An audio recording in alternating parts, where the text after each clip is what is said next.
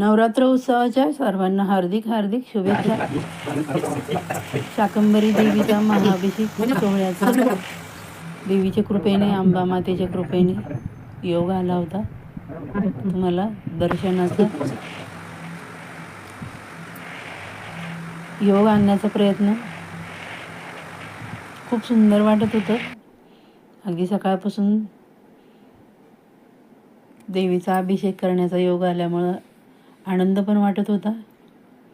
आणि काका ज्या प्रकारे देवीची सेवा करतात मनोभावे, अगदी कौतुक करण्यासारखी गोष्ट आहे. सहज सहज अगदी देवीचं सगळं जे कार्य आहे ते आनंदाने करतात. हे बघा, साडी नेसवायचं पण म्हणजे कला आहे ती पण एक. अगदी ते